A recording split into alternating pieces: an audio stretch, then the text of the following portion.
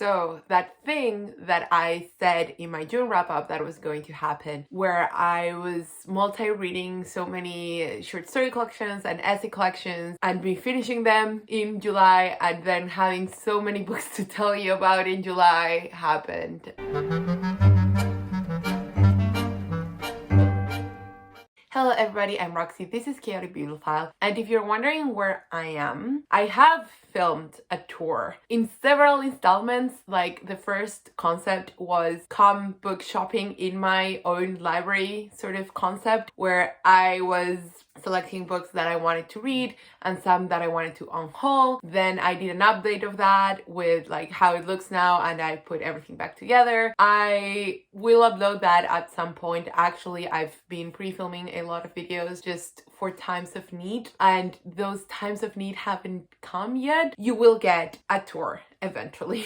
In any case, today I bring you the first part of my July wrap-up. I will start with books that I don't have either because they were e-copies or because I lent them out. So let's start first with my DNF. I DNF a graphic memoir called Tomboy. I've decided that this is where I'm putting my photos. Yeah, okay. I honestly don't remember who wrote this. I was super excited for this because I love graphic memoirs. It's one of my favorite genres, and I also was a tomboy. I don't think you can super tell, or maybe you can, I don't know. I just really wanted to look and be a boy when I was younger. So I think this is why I was so excited to get to this memoir. I thought I could relate, but I just couldn't get into it at all. I thought the storytelling was poor, the tone was very whiny, and there was also a sense of, I'm not like other girls. And I understand that that might have been how the author felt when she was younger, but if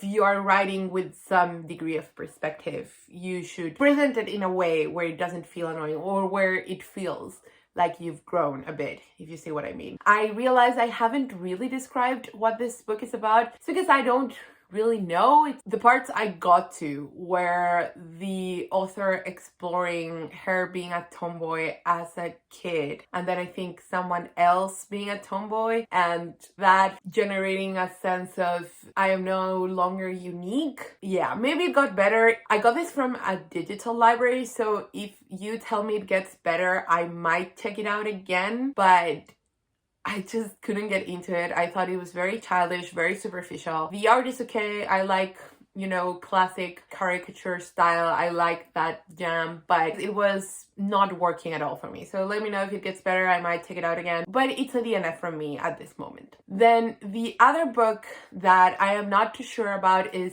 Fence, which is a series, and I read the first one because it was in the library. When I read it, I kind of devoured it because it's so readable. It's about this boy who comes from not poor, but like public sort of school, and then he wants to compete in fencing, and he is defeated quite quickly at the beginning, and that sort of drives him to want to be better, but it's hard because he doesn't have the infrastructure. I don't have a lot to say. It is YA, so maybe that's why.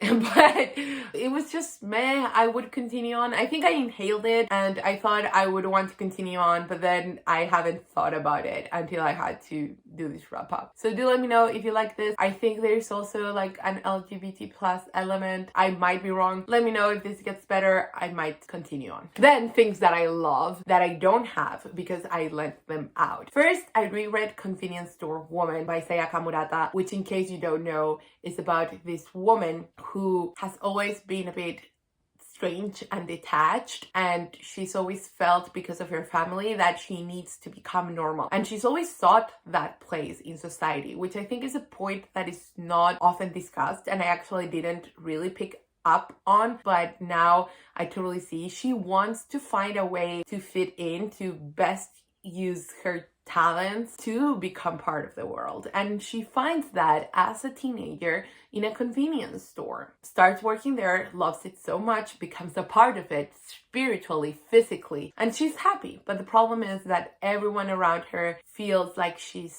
stuck, and she's expected to either get married and form a family or be very ambitious and have a career. Because she has such a hard time relating to people people immediately feel she's very detached, but she isn't. She just has a different way of accessing the world, but she still wants to be a part of the world. She imitates speech patterns of people, and she's actually really adaptable. And actually why she loves the store so much is that she feels part of something. It gives her structure in a way that nothing else does, and she feels so comfortable there. The plot starts because she realizes that she sort of no longer can get away with saying she has ill health or she has to take care of her parents, which are the excuses she's often given. So she decides to adopt a fake boyfriend who is a good-for-nothing guy who comes into the store. Hilarity ensues. It's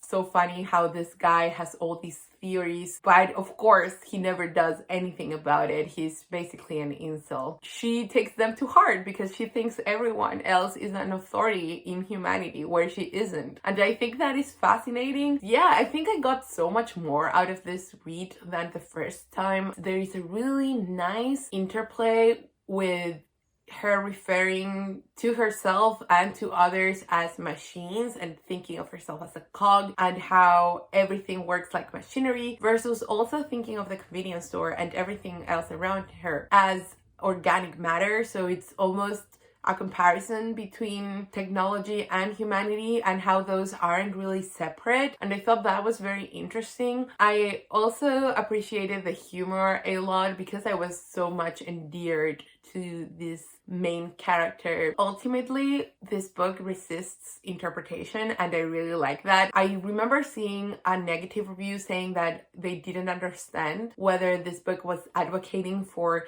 conformity, and I think that what is so great about this book is that it is doing neither. The character herself isn't looking to be rebellious. It's just the way she is, and actually the way she is fits really well with this menial task that she does to perfection, and she feels so much passion for it. And I think because her style of thinking might come across as so detached, her passion for the little tasks at the convenience store is completely neglected by most readers. But it really struck me this time. I gave it like 3 stars. The first time I read it, that should tell you something about when I read it. I used to give star ratings. If I were to give it a star rating now, it would be a 4 stars, even closer to 5. I just really loved it, and I found so much more in it, which if you saw my May wrap-up, I think, where I talked about the tunnel, isn't always the case. So I'm actually very happy to have reread it. I really recommend it. You should check it out. It's a tiny book, but really powerful and just really fun. Okay, after that very long gush, prepare for another long gush. And that is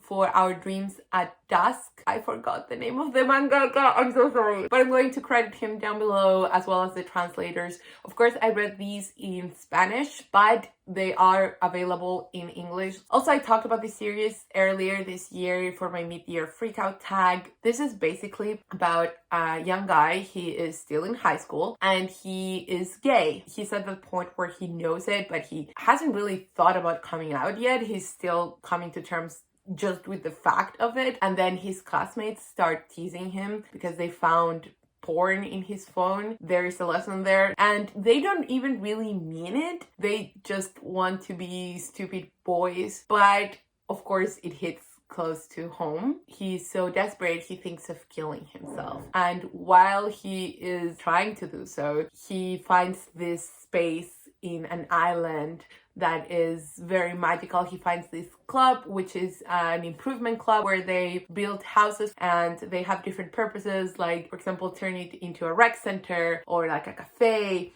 And so he meets all these people who have all these stories, and most of them, I think all of them actually, are in one way or another LGBT plus. As I said in my Women in Translation TBR, link down below, it's so nice to read slice of life that has LGBT plus themes and not just yaoi or yuri, which again, a lot of people are really against yaoi or yuri. I'm not, because I know where it comes from and I understand it in its context.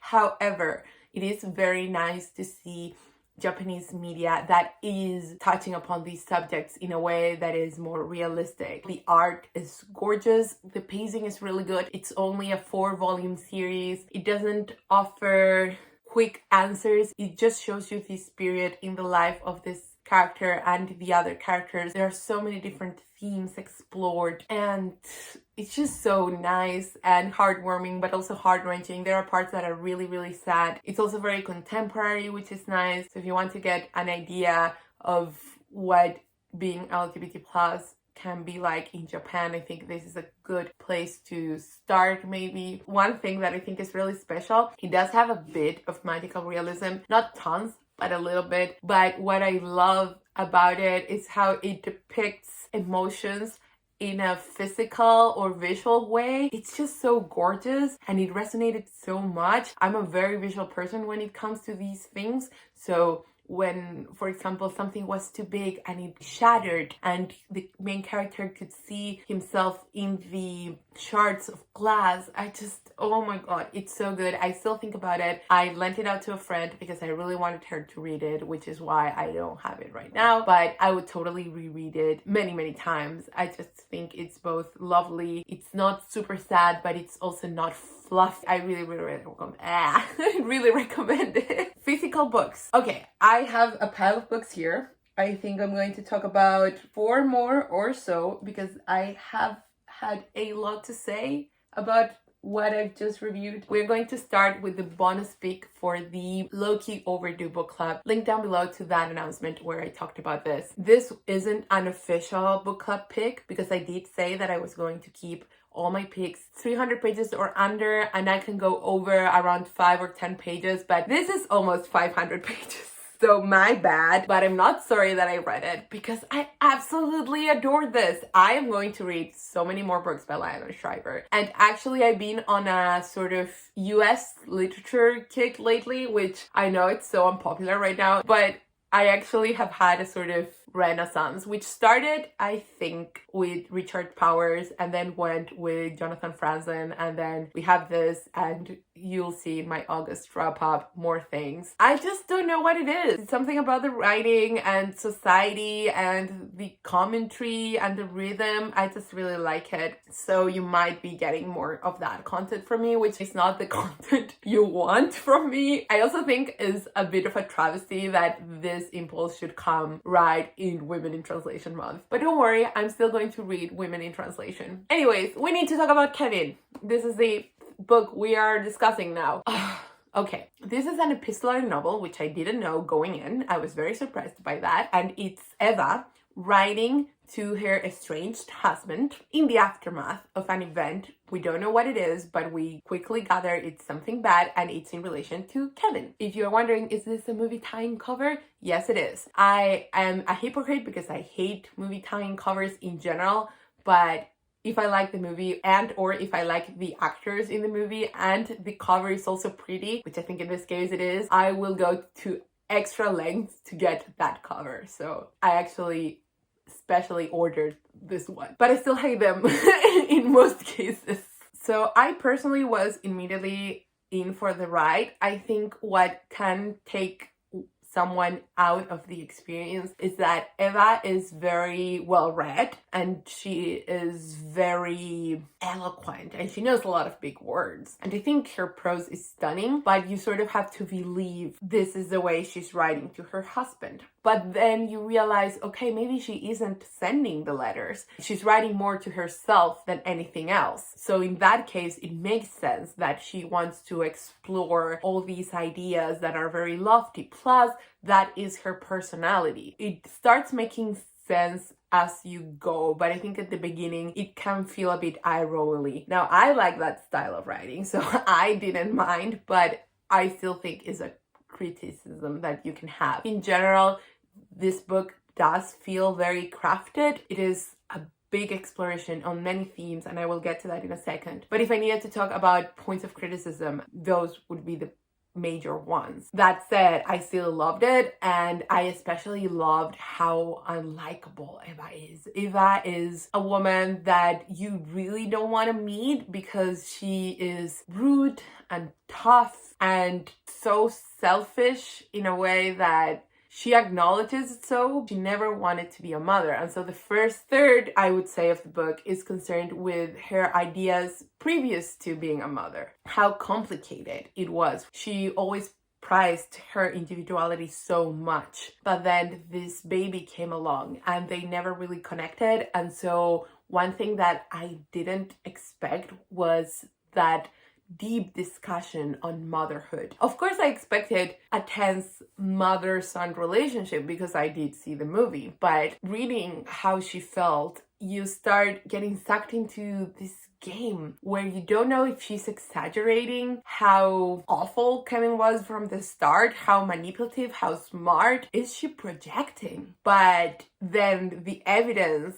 supports that she was right. But then you wonder, okay, but is it sort of a self-fulfilled prophecy? Is the way she was distant with Kevin the reason why Kevin turned out that way? It's such an interesting take on the unreliable narrator, because it's not like she's trying to manipulate you, because she's mostly writing for herself, but you think, okay, but isn't her whole view distorted? So she touches upon all these themes, again, of motherhood, of community, and how much of a social endeavor motherhood is. When should you go enough is enough, and how much influence you put into your children versus how much is just who they are. She also has so much in common with Kevin. In some ways, she really admires some of the things he does, and vice versa. She is arguably the only person Kevin loves as much as he understands affection. Of course, it presents ideas of psychopathy as well, and it's just so good. Such a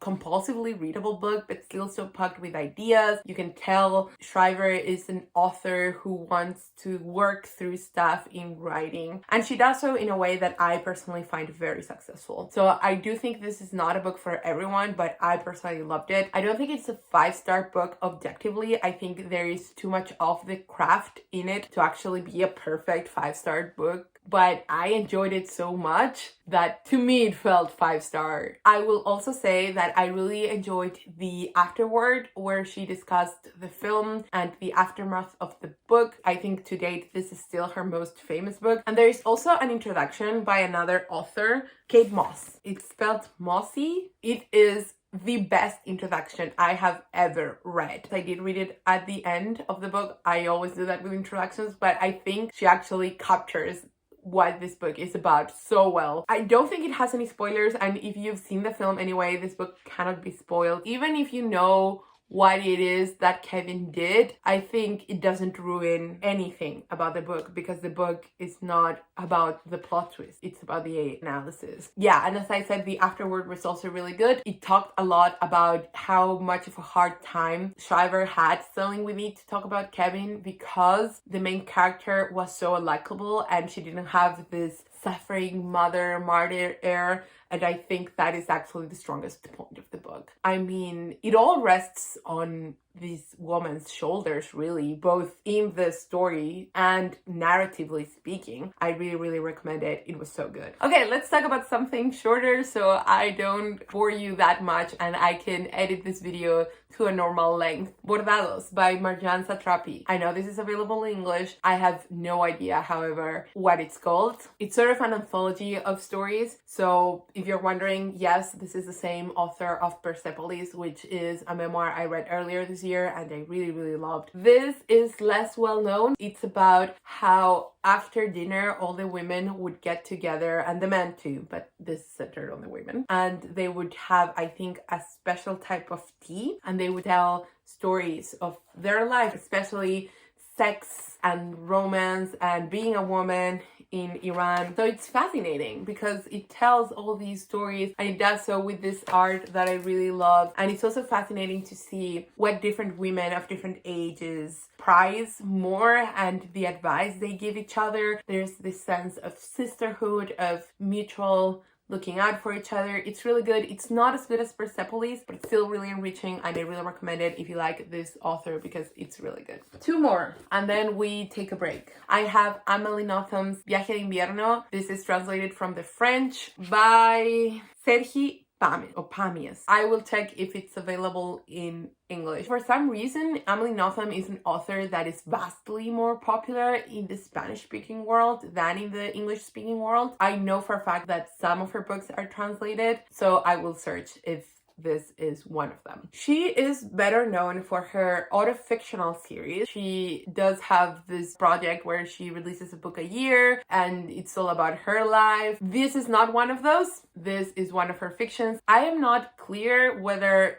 that book a year thing she has going on is only for her autofictional ones, or if 1 year she releases this one, it counts. I have no idea. This is about a guy who confesses he is going to blow up a plane in Paris. He talks about what led him to it. In a way, it's very much like The Tunnel, which is something that I hadn't thought about before. In another, it's nothing like it because you don't get to see the aftermath of that. He's writing, I think, like in a coffee shop at the airport before going on, and so he's reflecting upon different things. It's fun. I read it in like one sitting, but I honestly don't remember any of the particulars. It's also kind of offensive. So he falls in love with a woman who takes care of a writer who is a genius writer, but she also has some sort of developmental issues. She is not a fully fledged human in this book, let's just say. I thought there were bits of good writing here. I don't know if I'm keeping this book, to be quite honest. Oh, although it was a present, so I should keep it. I don't know. If you're looking for a very ridiculous book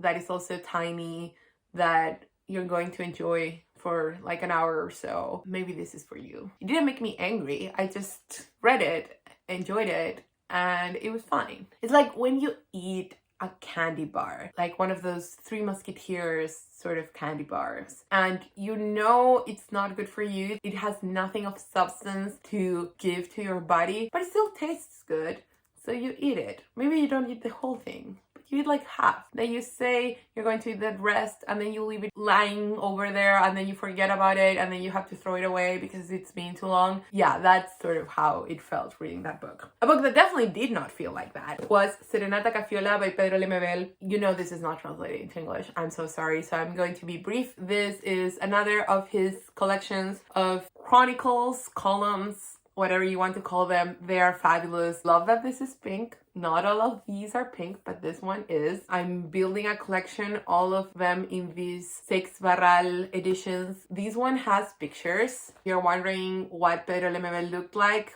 there you go. There are also things that are not Pedro Lemebel. These are just like things of the time he's writing about, which I think is the 80s in Santiago. He also talks about his travels. In this one in particular, there is a lot about music and pop culture in the 80s and how that related to queer spaces and queer identity. It's really, really good. I love everything he writes. I recommend any of his books. But yeah, this one is more focused, as I said, on pop culture of the time. And I don't know if I've mentioned this, he was a performance artist before he was a writer, and he actually very consciously made that switch. He said, I think performance art is something that no longer can do what I want or I need it to do, so I'm turning to writing. And so if you're reading Spanish, read Lemebel. He's fabulous. And if you only read in English, kill someone to get a hold of Tengo Miedo Torero or My Tender Matador, because it's absolutely fabulous. I have been reading so much Lemebel this year, and I am so pleased about it. That was it for this part. It's a very arbitrary cut. I don't think these are even in the order that I read them. I just picked up books and talked about them. I thought I was going to be more succinct than this. I clearly haven't been. I hope you enjoyed this video. If you liked it, please give a thumbs up. Please subscribe and comment. Have you read any of these books? Do you want to read any of these books? Did you read anything interesting in July? Or are you reading anything interesting right now? Any and all comments can go down below. All my social media and the books are listed in the description box. That's it. See you next time.